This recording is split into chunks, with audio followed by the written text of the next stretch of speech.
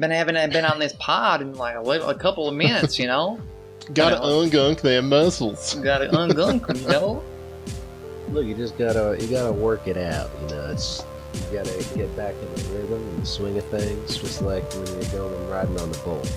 Well, sure, you can't go swimming until you've waited 30 minutes after you eat. We've taken a road trip through so many different regions and dialects today. And it all came back to Goofy. Whoa! Whoa! What? Hello and welcome to the YASEcast. This is episode number 52. I am your host, Lamo/Nick, aka whatever the hell you want to call me. With me today, I have Morgan. What's up? And I have Velius. What up? Apologies, Morg, to calling your name as soon as you took a sip of water. It's not water, it's gin. But yeah. Oh, hell yeah. It's going to be a good-ass episode this week. We'll see if I'm awake through all of it. We'll see what happens. We can fix it in post. I can fix it in post. Yeah, I was going to say. Only I get to say that one. Well, you drank the gin. I mean... It was good. It was like a little lime seltzer water with some lemon juice and some gin. Damn. It's refreshing. Some gin. I can't say words. Oh, Velius, what have you been up to this past week? So, if anyone's been following me on Twitter, I've been playing a lot of Tekken 7 because I decided to start. I actually wrote a blog post about learning individual styles in fighting games, and it occurred to me that oftentimes I don't play defense-oriented characters, so I wanted to learn one. So I picked up Kazuya because he's a defensive Mishima, you know. And I've just been kind of in that mood where I'm looking for something to kind of like reinvigorate me a little bit. And for me, I'm still kind of learning everything about Alpha 2 and still, you know, not quite at a point where I feel as well versed to try experimenting in that game, at least any differently than I've been playing, because I just play Rose and I'm still, you know, there's still so much for me to figure out about Rose for what I want to do. It's like, I don't really need to experiment. I'm already still experimenting the way I want to. But in Tekken 7, I've been playing Tekken 7 or the Tekken games since, you know, Tekken 2 came out. And I've just never played it competitively, so I was like, I really want to learn a character. So I was like, fuck it, let's start doing electrics for fun. Hell yeah. And it's been a journey. You have to, because it's like, you know, I played, from Tekken 3 onwards, I played Hwoarang and Baek, right? Mm-hmm. So it's like the exact inverse of what I've spent, you know, 15 plus years doing. And I have to relearn everything I thought I knew about Tekken from Kazuya's standpoint, and it's completely different. And it has sort of reinvigorated me in a lot of ways because now I'm playing more patiently, even with, you know, other characters. When I go back to Hwoarang and Tekken 7, now I'm a lot more patient. Now, obviously, I still do he's Rushdown. He is the Rushdown character, so I'm still, you know, keeping the offense oriented, but I'm waiting a little bit more for the right opportunities, which I feel like in defensive characters like Kazuya, that's your entire game, is you're really there to punish, and Hell Sweep and Electric your way to victory. So I've been really just trying to, you know, I played with Rhett a few days ago, Master Who Rhett, and he fucked my shit up with Raven, but I was on an hour 1 Kazuya, so the fact that I got any wins at all was a victory for me personally. Because, you know, he's good at Tekken, so the fact that I got any wins was like, kind of just like... Take those W's, you can fucking find them. Like, yeah. Hell yeah. I mean, especially if you're saying this is like, hey, hour 1, literally just picked up the character. Yeah, absolutely. Yeah.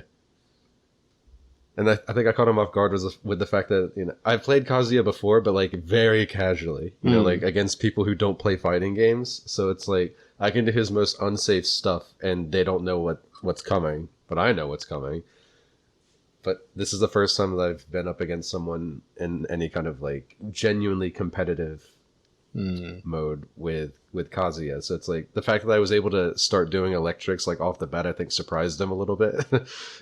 He was like, "Wait, why are you doing electrics? You're not supposed to be able to do this." What are you playing on? Are you playing on like a pad or hitbox or? Because I was gonna say hitbox. Yeah, that makes it a lot makes easier. electrics hella easy. I love it. It's fucking cheating. I'm not saying that in a bad way. It's like hell yeah, play on fucking hitbox. Yeah, I mean it makes it so much easier, but also on my wrists. That's really the only reason why I play on hitbox. Is like it all comes back down to my wrists are fucking garbage, so I need to take it easy on my wrists. Absolutely. And but it was it was fun. I still need to get like proper wave dashing down in Tekken 7. I think movement might be one of the hardest things. It's harder than the fucking combos, in my opinion, because you have to. Yeah, I 100% agree. Got to learn how to do it, and then you also have to learn the extraordinarily specific timing to do different types of movement. And then it's like, oh, well, it's like you can like I have this really fucked up move, but you can only sidestep to one specific direction, and it's like there's so much stuff surrounding movement in Tekken, which makes it very hard for me. But it's also like I respect the hell out of good Tekken players because that shit is not easy. It's not intuitive. That game has like never had any kind of tutorial. Like nope. Yeah, but it's super fun. Like, and what makes it even harder is that like in Virtua Fighter, you also have like sidestep specific moves, right? You also don't have like 40 characters to worry about. Yeah. Like, yeah. In Tekken, you have like 40 characters now. And you have to know specific sidestep data for every single one of them. And like even at launch, Tekken had like a pretty big roster. I want to say like at least 20. At least. Yeah. There's always been a lot of characters, especially in Tekken 7, because it's kind of like Tekken 7's the like your greatest hits of Tekken characters. You leave out ones like Mokujin because he's just a random. Yeah. And then but you have new characters like Lydia. Then you have like what I actually really like is that a lot of their like new characters from their DLC roster are like actually new characters, like Noctis. Obviously Geese has never been in a Tekken game before. God, I almost forgot he was in. Then you have Negan, You just get a bunch of these like weird characters who are not like really traditional Tekken characters. But then you get a couple like Lei, Marduk, and Kunimitsu thrown in there now. But yeah. For the most part, you get brand new characters. Yeah, which I never really thought about. Farmcom is also new. Forgot about him. Leroy. Oof. Yeah, Leroy's new. There's a lot of new. I really like it. Yeah. But now that I can play it on my PC, that's what really got me back into Tekken is that it went on sale for Steam Summer Sales. So I got it for $6 whole. 6. Yeah, $6. Oh my god, yeah. I didn't even think about, like, I forgot how miserable that game is to play on console because the load times are just like... It's seriously like it's almost rough. A full ass minute to get into a single match. And on PC, it's maybe a quarter of that length. You got Strive loading times. I guess Strive's loading times aren't bad, but dang, just connecting the server is rough. But whatever. We already promised we're not going to talk about Strive this week. Not happening. But other than Tekken, it's just been watching wrestling, and then saw Fear Street Volume 1, and that was a piece of shit. Oh no! I don't understand why I've seen like the entire reason why I wanted to see it is because I saw on my timeline a bunch of people were talking about how good it was, and I was like, well, the advertisements for it look like shit, so I'll give it a whirl just on the off chance that I'm just a Grinch about everything. And then I watched it, and within 30 seconds they fucked up the ADR, and the first girl that you see, she's speaking and her mouth does not match the sound within like the first 30 seconds of the movie starting. And I'm like, that's not a great start. We're not starting on the right foot here. Like I have a minimum like expectation of competence that I want to see out of movies. And I don't know, like I get that it's supposed to be teen exploitation, you know, and I get like the target mark for that doesn't really give a shit. So maybe it's just me being old person curmudgeon, you know, but I saw Zola today and that, you know, amazed the shit out of me. So the universe is balanced out. There was a 3 out of 10 and I followed that up with an 8 out of 10. So it's like, well, universe is in order. It's 11 satisfied. Out of 10. You just combine whatever good parts you got from Fear Street into Zola. It's 11 out of 20, so the universe is still in order. That's how fractions works, right? I don't know. Math? Fuck math. We don't know math. You add the numbers together, and it does the things. Listen, there's frame data. All you know is it plus or is it minus? That's it. We don't need to bring numbers into the equation here. Right now we're +1 on movie experience. Okay, there you go. I'm meshing. So what have you been up to this past week, Morgan? This past week, you were taking your turn to tell us what it is you've been up to. Strong neutral, waiting here in the podcast because my condenser mic picks up like all the background noise, and I have to be very quiet, or else it makes a lot of work for me in post. So I have to be chill about that. But a little bit past 1 week, but actually, because I haven't been here in a minute, but I did my first round of charity streaming, actually, which ended up being an enormous success for me. So, as culture, I helped a VTuber friend of mine put together her first charity stream. So she's not very popular, but she did hit 400 followers on Twitch, and usually it's customary to do like a giveaway or some kind of something to commemorate milestones like that. And so she is gay, and it is the month of Pride. And she also had a backlog of games that were either LGBTQ+ themed or made by LGBTQ+ creators.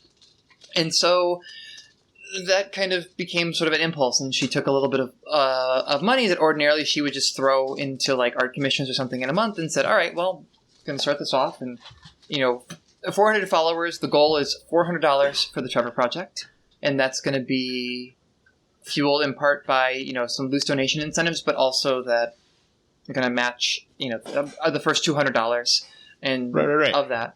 So honestly, I didn't think it was going to go well. There's always this lingering bit when you do anything like this, especially until you have like thousands of followers, where you're like, well, what if no one shows up? And even when you have thousands, it's like, how many people will show up? Someone will, but like, what if this doesn't land? Right. And surprisingly, after the first of a week of streams, had already exceeded the donation goal, and then beyond that, at the end of that initial 400, ended up raising about, I want to say it was like close to $1,200.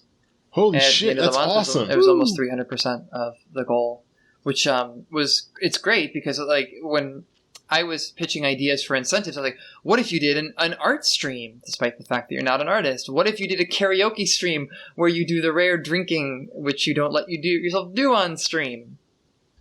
And people donated anyway, despite those obvious threats. So it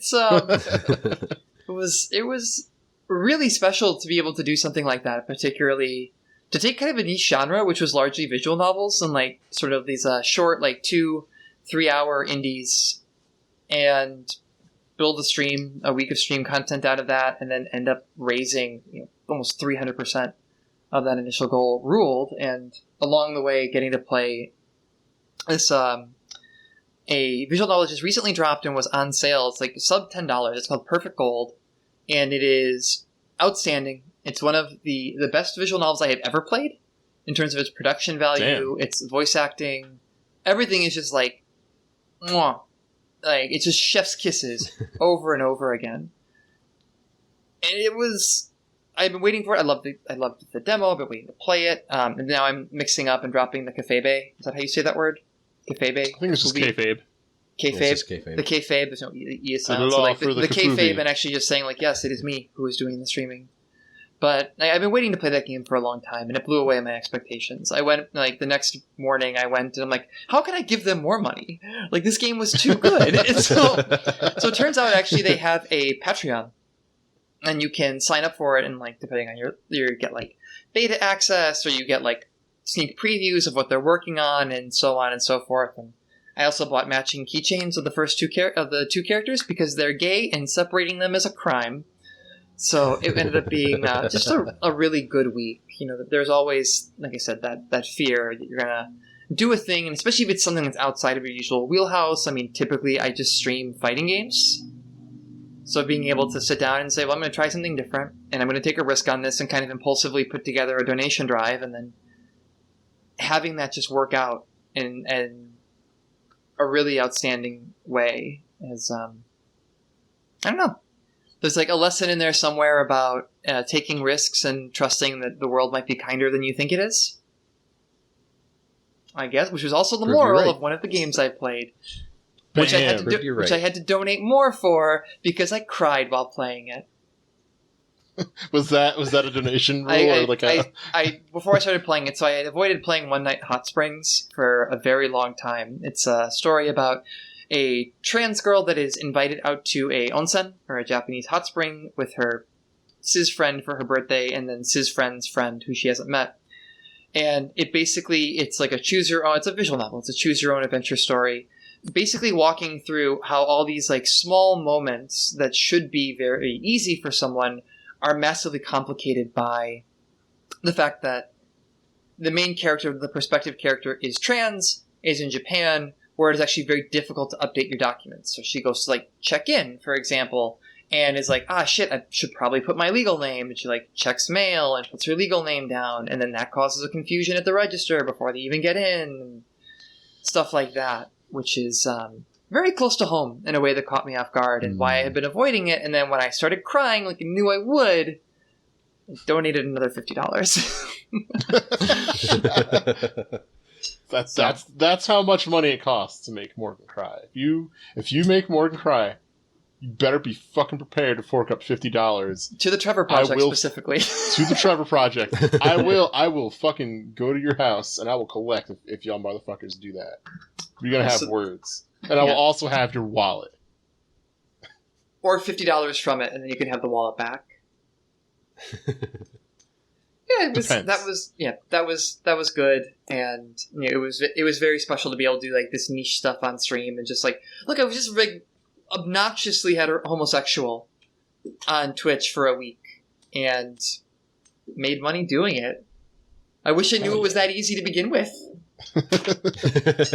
Damn, should have started this shit a while ago. I should have just been doing this. It's so easy. I just have to say the horrible things that come to my mind. Be careful. There's a path you can go down to make money while saying horrible things in your mind, but it goes in a very... So very hot take, now that I have finished my gin, is that all streamers, and especially all VTubers, are much closer to sex workers than they ever want to admit. Yeah. Yeah. Like, whenever I see people be like, especially streamers that are like, ew, cam girls, I'm like, you are much closer to being a cam girl than not. So that's my, it's something that a friend of mine brought up, friend of the pod, Silmarion, brought up on Twitter once, particularly that a very popular VTuber had released an ASMR track where basically there was a role play where she pretends to be your girlfriend, asking you what your day was like when you come home from work. And the question they proposed was, how is this functionally different than sex work? I was like, it's kind of not. Like, it's a very fine line at that point. So that's my super hot take, because sex work is real work. There you go. Absolutely. Yeah. So I should probably talk about, what I've been doing this past week, but I have to take a quick aside. So before we started the show, Velius talked about, watched Zola this week, and I was like, oh, that's that new Disney joint where the boy turns into a merman when he's underwater or not. And then I was like, man, now I'm thinking about Disney movies. And then I looked up one of my favorites when I was younger, Brink, which I'm not going to rewatch now. Brink rules. But Brink does rule. Here's the thing, though. If you go to Wikipedia for Brink, here's the last sentence of the first paragraph. The plot adapts and updates the 1865 novel Hans Brinker or the Silver Skates. Excuse me? What? What? Yeah. What? That was not... the film was released as a third Disney Channel original movie. That's not what I was expecting. And I have a little bit of issue with that. I did not think there was a Team Pup and Suds in Hans Brinker or the Silver Skates. I think Hans Brinker is just a fun story about a little Dutch boy who loves ice skating. I think that's it. He's just a little Dutch boy. You're telling me I don't think anyone in Brink is Dutch. Is Brink cinema? I mean, I'm not going to interpret art for anyone else. I will. I'm going to say it. Brink is cinema. Okay, cool. Brink isn't just a movie, it's film. It's 99 minutes that will change your life forever. It definitely has. Watching Brink definitely was the thing. That and Rock Power definitely convinced me, like, I should get really into skateboarding. And then I injured myself horribly. And then I was not into skateboarding. You can only fall so many times before you're like, oh, this hurts actually. Actually, this sucks. Maybe my body isn't meant to do this. Oh, man. I'm so fucking absorbed by Brink right now. This is when did this fucking come out? 1998. This hit like right, and probably because what year did Tony Hawk's Pro Skater come out? So I feel like I feel like it was before 1999. It came out a year before Tony Hawk. Brink is the fucking realist. You know what else was really good? Some of those, maybe they haven't aged well, but some of those Disney Channel movies I do remember being like pretty solid. Like the only one that comes to mind is Johnny Tsunami. I've never seen that one. You've never seen Johnny Tsunami? So I came to Disney Channel late because like we didn't have it on our cable thing. Then eventually it was just like, surprise, motherfuckers! Here's your new channels, and you got Disney Channel now. And I was like, oh shit, let's go. So like I missed that. The only reason I watched Brink and I know of Brink is because my friend had Disney Channel and we watched it at his house. He was like, you gotta watch this fucking movie, Brink. It's awesome. I was like, all right. Except we were like 8 years old, so he didn't say fucking.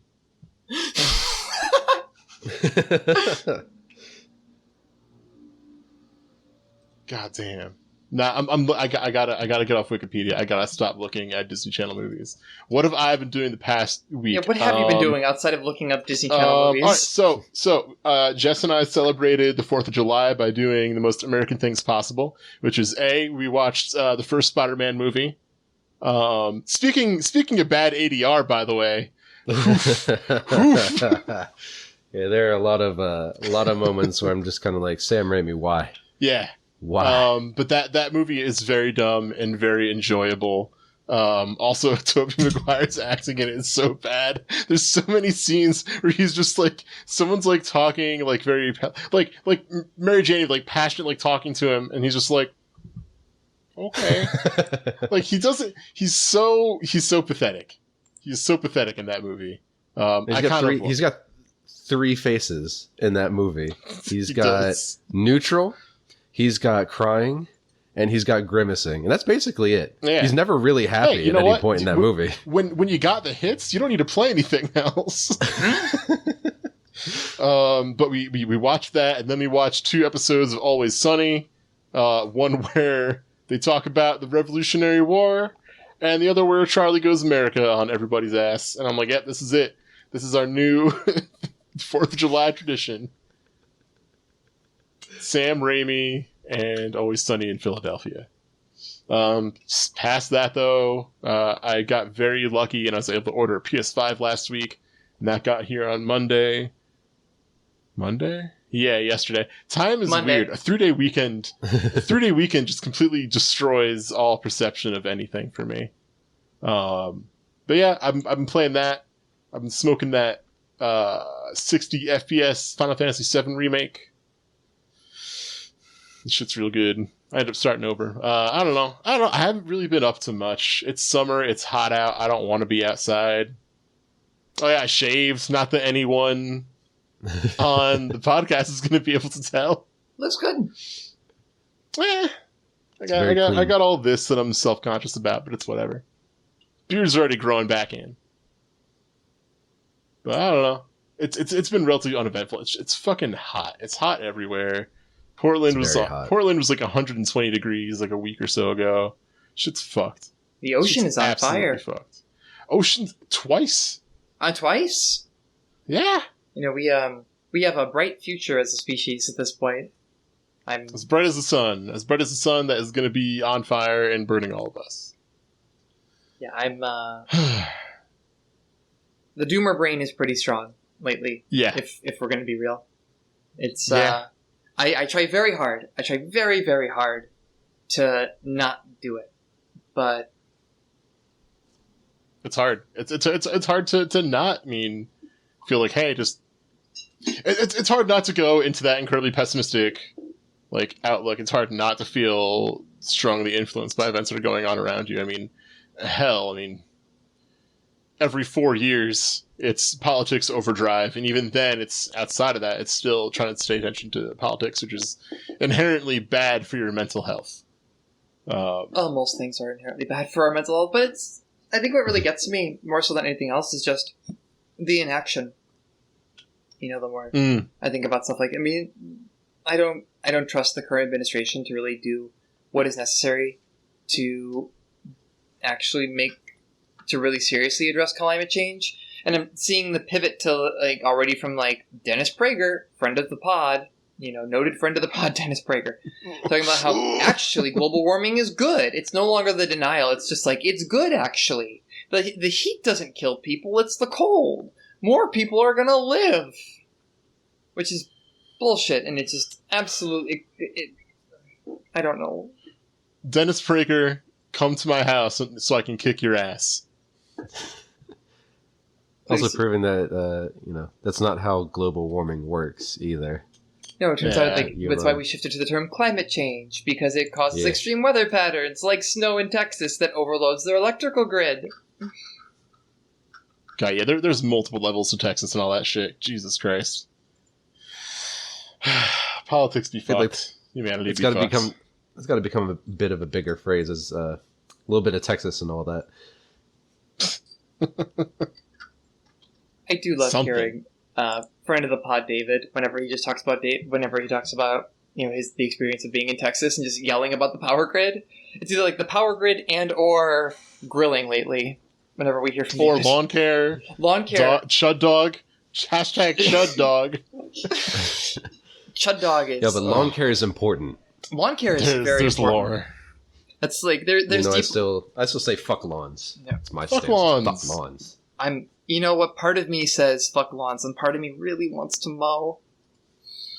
Mowing is honestly fun. I have do no like lawn mowing. and I must mow. That is potent. It is potent. So I got a hot take here. Hit me with it. I'm here for it. I've been part of this organization for a long time. I've been part of YASE since basically YASE was the place and it rhymed with base. And it has been very funny to me to look back and especially the last year or two, because back in the day, and it was we were getting ignorant on the ignorant, just being loud and obnoxious and selling merch that we didn't think people would buy. We were living the DIY dream, and I have in real time watched my friends get old, buy houses, and talk about grilling. It's been actually great. We've gone on the full punk arc, actually. Yeah. It's I check the group chat now, and it's oh, I'm grilling. Oh, shit. What you grilling? As long as we don't go the Jello Biafra route, then we're square. We're good. Right, I think we can avoid that. It's pretty easy to say fuck copyright, but Jello, he went the exact opposite. I love copyright, actually. Love the federal government. Oh, God. The most punk thing someone can say. I love copyright, actually. Love copyright. It's so good. That's why the other dead Kennedys, all of them, were just fuck that guy. He sucks. He sucks. Oh, my God. No reunion tour for that asshole. Now, if you excuse me, I'm going to go listen to some Metallica. Yeah. Oh, God. Yeah. You made it a thing. Well, if I made it a thing. Lars Ulrich made it a thing. It's kind of funny that Lars Ulrich made it a thing. Fuck that dude. It's kind of funny talking about the lawn talk though, because it just reminds me of like in my 20s, I felt like I was old when I was talking about getting really like actually excited for like, oh hell yes, I got socks and underwear for Christmas. This rules. These are things that I need, but I would never actually care enough to buy for myself. Like, this is great. And now, like, moving into my 30s, it's a lot of like, God, I really enjoy and kind of miss the feeling of mowing a lawn in the summer and then like raking leaves. Fucking miss raking leaves. Raking leaves is so fucking zen. There's like, yeah, it's zen. There's like, you get to sit there and like chill, be cool. Nice crisp fall day. Hang out outside, leisurely work. It's nice, Maybe you got a hot cup of coffee, maybe some hot cider, hanging out on the stoop or something. That's the good life. That is capital G good, capital L living trademark symbol. I want it bad. Like, I live in apartment life right now, but like every now and then I'm walking around the neighborhood and I see the lawns and I'm like, there's something in me, and I think it is like you go into your 30s and you just like, it's like a switch flips and you're like, I need to put down roots. Literally, I need to start a garden. There you go. Yeah. God, I would fucking kill to do that. We don't get like, we get like weird amounts of like sunlight, mostly not sunlight on our balcony and shit. I'd love to do a garden, but it's like nothing we have is going to survive out there. It sucks. I want to build a treehouse. Y'all ever build a treehouse? No, I always wanted to though. There's actually a community garden. Like, there's actually multiple near my apartment. So it's like if I really wanted that, I could theoretically go do it. I just I'm rebuilding other things as part of my whole private life fell apart right in 2019. So I've kind of focused on still rebuilding that. Like I think I'm on the other side of that switch flip personally. Like I went back into my 20s a little bit. It turns out you lose like 70% of your life, and you end up taking a few steps back in other parts of your life. So yeah. I hear you. A little bit out of my general focus, at least at the moment, anyway. Yeah, there is like a community garden that's like in town, but like it's at least like 2, maybe 3 miles away. And I'd much rather have like something like like if I could have a garden where I lived, that would rule. Just go outside, boom, it's right there. I don't gotta get in the car or do nothing. I'm very lucky that where I live, there's a very big sense of community in the neighborhood that I live in now. So there's a very strong like arts community where I live. There's a very strong social network, mutual aid network here. There's a lot of services that get provided for the less wealthy in my neighborhood. Right. So there's multiple community gardens. There's various types of things that you can grow there. Some people put like tomato plants in their section of community garden. Other people grow flowers. That's the best part of a community effort, is that everyone gets to pitch in, and you get to decide for yourself. It's your little spot if you want to grow stuff. Yeah, that sounds so nice. There is no sense of community here. In our complex, our sense of community is, oh, someone left this package for you? My package now. That shit happens here too, but it's not quite as... That's the most interaction I have with my neighbors, is one of them stealing my shit. Having to change where I get shit delivered to. I fucking hate it here. It sucks. That's like it actually made me, like, that kind of thing made me realize, like, that general topic's been on my mind lately because I've been getting more into card games. I don't mean trading card games. I mean, like, poker and spades. Yeah. Which are multiplayer games. I was gonna say, how did you come to get like real into like poker and spades recently? Well, so at work, at the hospital I work at, it's spades is like the popular game because all you need is one deck of cards and you can make it last for a while, So spades is a game that a lot of people come in and they know how to play already, so you don't have to teach them shit.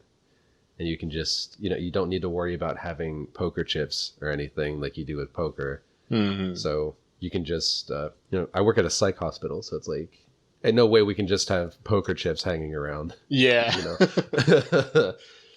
So we just start playing spades, and then over the past few months, I don't know what it is, but I used to play poker with friends back in college, and it was no stakes poker. Everyone got everyone starts off with same amount of chips, and you just kept going until someone was out, And it was, no stakes poker. It was just we even had chips just to make sure that there was some kind of stakes, since you got to have something to manage, Right.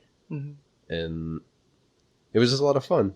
And now I'm in my 30s, and it's kind of that was actually a lot more fun than I remember it being. And it gets back into weirdly enough, you think about it, and it's a lot of card games are about resource management, about sometimes it's about bluffing, whether or not you've got good stuff in your hand to win, and seeing if you can get someone to buy into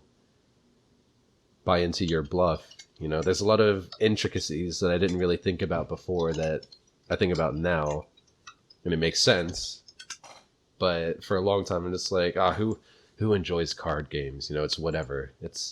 They're just cards. But there's this weird kind of you get together with 3 other friends at a table, and you all can just keep playing hands. Yeah. You just keep playing hands. You get to chat. You get to drink if you want to. You get to just. And it's a little bit more relaxed than fighting games. It gets a little bit more involved, a little bit more high energy. But in spades and poker, you get to just hang out and talk about shit, And you also just get to have something occupy your brain space. It's not just, you're not sitting around reading books and being very passive. There's an active involvement that isn't overwhelmingly active. Right. And even, you interact with people, but even non-verbally, you're also interacting with people. So there's a lot of different things you can do there. A couple years ago, maybe 3-4 years ago at this point, I was seeing some of my family that I don't usually get to see very often.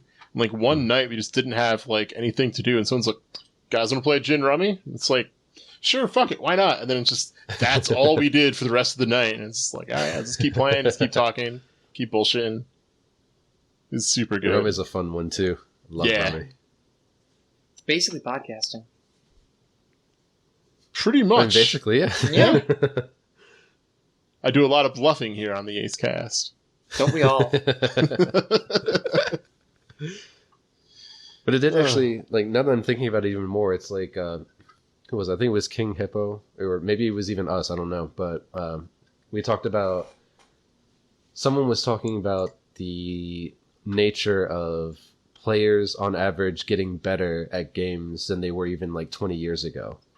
Where the average player level has increased over what it used to be. Even entering players now are more familiar. In fighting games, people are more familiar with just gaming in general, which makes them better than they were in the 90s when gaming was not quite as mainstream, Mm-hmm. So now the average player, even when they enter, is still going to be better than the average player back in the 90s. And there's so many different resources that are out there now. There's so many different, there's the player base is obviously bigger. There's just a lot more that is there than there used to be, and that's good. And the same applies to even card games like poker. The average poker player now has a bunch of different, you have poker apps that you can just pull out on your phone when you're on the subway and play games of poker with people across the entire world.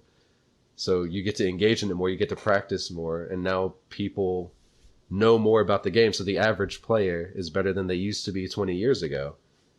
And I just thought there were interesting parallels between just the nature of the average player getting better just because they have the baseline resources are more readily available. Oh, absolutely. I might touch on, I don't play card games, I play Mahjong. But Mahjong is kind of in the same boat, where there's so many resources for people right now. You go on YouTube, you can find tutorials, you can find reference sheets, you can find people talking about just the theory walking through the decision making, and that's just out there in the world. And it's so much easier now to improve really at anything with the amount of information that's out there. Which sucks because I want to win. It's fucked up. No one else should have the internet. If you have the internet, don't look up fighting game things. No one else is allowed to. Just section off Dust Loop and only I get to use it. This is Morgan's personal Dust Loop.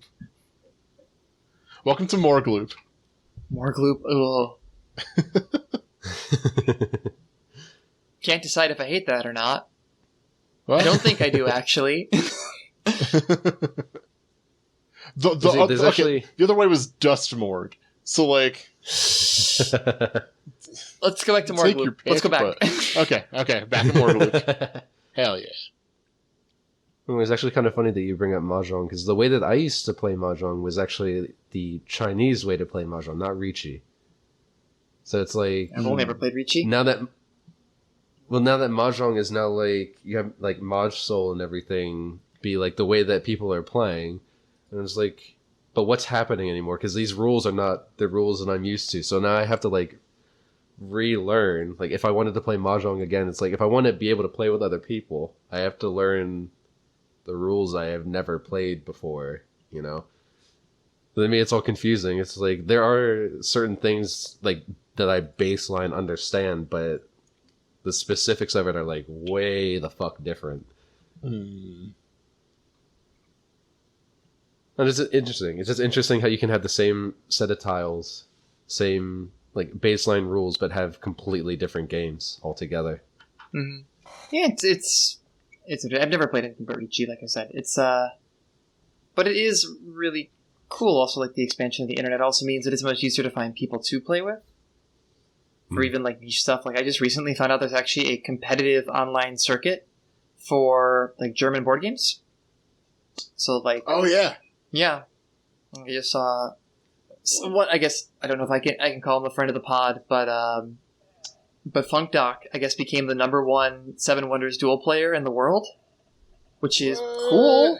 But like, that kind of opened. I'm like, wow, there's like a whole like community around here that allows you to have these kinds of interactions and to play these kinds of games in a way that has both a thriving player base but also can be competitive, which is pretty cool, in my opinion. I've kind of started to get more into those kind of board games too recently. I found out that two of my friends were like also like, oh yeah, like want to play some games. They found like yukata.de, some German site with a whole bunch of German people on there. It's always all we do is play Castles of Burgundy, and it fucking rules. Fuck yes. My shit was back on BSW. I would play a bunch of Dominion, like base set Dominion, which is not a good game to play competitively, but I loved it. Well, if you ever because one of the if you get into it, but a lot of like the sort of the German games and the German board games in that style have a big problem with first player advantage. Or like if you go first, it's like very likely you will win, and it comes out over time. And the more you play them, you start to realize like I kind of lose when I go second a lot, or like it feels like more than it should be, but they're still fun. And I think that might be my new bit here. I might become a board game streamer. Honestly, I would enjoy that so much. I'd really. It's funny because, you know, I mean, we think about game streaming and stuff like that, and the immediate like focus goes to like video games or things that are generally more fast paced. But lately, I've found myself like really looking for I don't want to call it slower media, but things that just literally are not as fast paced. I mean, board game chess is super popular on Twitch. But even looking at stuff like board games are like I've talked before about like wanting. Like being really interested in Gunpla streams. People just build Gunpla. I don't know. I feel like that could totally work. There's certainly a market for it as well. Mm-hmm. Oh yeah. Chill streams are a lot of fun. I think part of it is that not everyone wants like just constant action all the time. Yeah. Sometimes you have to just slow it up. You have to have that nice balance where you have like engagement and also just but also not something that's like overwhelmingly fast at all times. I think that might be one reason why charity streams are so successful more, because you got to, put in your input, you got to talk about what was happening. Like I tuned in where I could, and you were giving commentary on specific scenes at times, and it was a lot of fun to just hear your thoughts as you were reading it. I like that you call it commentary, because there were large sections where I was making animal noises. For some of those. I'm just like, you're coming up to like a very cute, I'm like, as is culture. But that's one of the things, it's one of the bits of feedback that I do get occasionally on my streaming, is that I tend to, like, I don't feel like I need to have constant action. Like, there are breaks and I don't yell. And part of that does come like playing slower games, like stream Disco Elysium. That was excellent. Streaming visual novels. That's great. Even like art streams and stuff are also very popular because they're exactly that. There doesn't need to always be something going on. I mean, shit. One of the most popular streams on Twitch is just a Bob Ross marathon. Yeah. It's great. I love it. It's excellent. I put it on all the time. Oh god, there's one. I don't know if they're still doing it. It's just cooking shows. It's just old cooking shows. I think they're still doing it. You can watch a shit ton of Julia Child. It's great. I fucking love it. There's one of the shows on there is like, here's, I don't know, someone who's trying to cook things from the Middle Ages with like era appropriate shit, and I'm like, all right, fuck it. Every once in a while, let's see a man throw some bread in a pot and put it on a campfire. Why not? There was that historical cooking show they would put on there where it was like, this is a recipe from 1776, and we're going to talk about history and also cook it. And I was like, this is my shit. Yeah. You put that rosemary in the pot. It kind of rules. And they're like, oh, well, they didn't have flour. They had like this fucking sand shit. So that's what we're using, I guess. They used corn sand. It's like, all right, fuck it. You eat that corn sand. Hell yeah. I don't remember what the name of it is. But there was one show that was in rotation on that channel. It was a Canadian cooking show where, like, the shtick, the humor was supposed to be that, like, it's like a man and a woman that are like supposedly married, and like she just gives him shit and belittles him like they're a dysfunctional couple. Wow. And it's supposed to be funny, and like I was like, I looked it up at one point because I'm like, do they hate each other? Because it's just all deadpan. And I guess it was very funny at the time, but I definitely was like, I had to stop watching when they put that show on the screen because it got so uncomfortable. I'm like, I get that this is the bit. They're doing this, but also it's like, I think they hate each other. It's like, I'm gonna go put this in the oven, and it's like, you can put something in that oven. It's like, what? What does that or even it's mean? Like, I mean, the sauce is pretty good. I guess you can do things right sometimes. It's like, ooh. Jesus. This is the fucking I think you should leave of cooking shows. It is the I think you should leave of cooking shows. Looking forward to I think you can leave season 2, which I think came out today, the day of our recording. Yeah.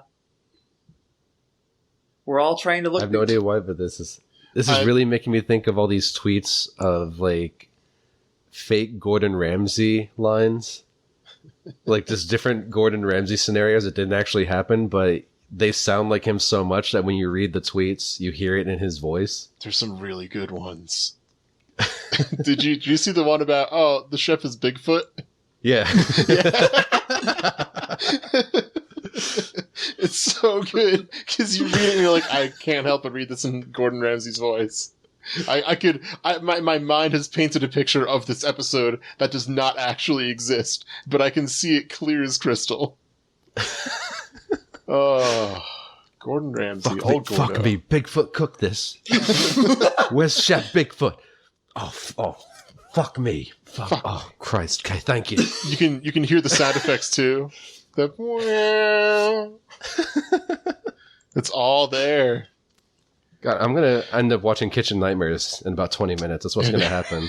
There we go. Excuse me, darling. What's going on back there? The chef is Bigfoot.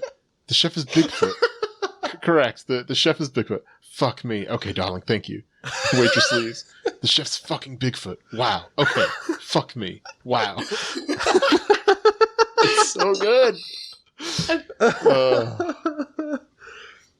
Oh shit! God. Who's on the Twitch channel with all the cooking? By the way, I'm talking about what's called. It's just Hungry. Twitch.tv/Hungry. Someone's making some fucking falafel right now. Fuck yeah. Damn. We might have to call this one. I want to watch some falafel. All right, let's call this here. Let's go watch some falafel. Let's call it. Vel, where can the people find you? Find me at Twitter at _Velius and blogging about movies or films or cinema and fighting games at realbattleonfilm.wordpress.com. Got very intense there.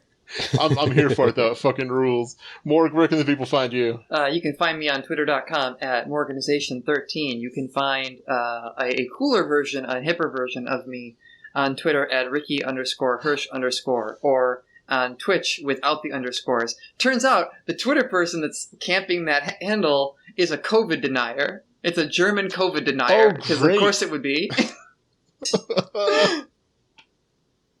Love it. What if you just I was gonna say, like, what if you just get a new fucking rig, but you find like pictures of this person, but then I was like, no, that's getting into weird, unhealthy territory. If you start getting, if you mean VTubing as an actual person, so it's not actually VTubing anymore, that's just a deep fake. Yeah, it's just a deep fake at that point. That may be illegal, actually, so no one should do that. Yeah, don't do that, no. Don't do that. And you can find me, Lamo, on Twitter at Lamo_SD. And I ain't got shit else to fucking promote. Thanks y'all for listening to episode 51. Thank you to Morgan and Velius for being on. And remember, 52. What's that? 52. Fuck, it was 52. Damn. I was so good up until the last damn minute. Episode 52. There we go. Remember, it don't cost shit to be nice. See y'all next week. Have a good one. So close. So close.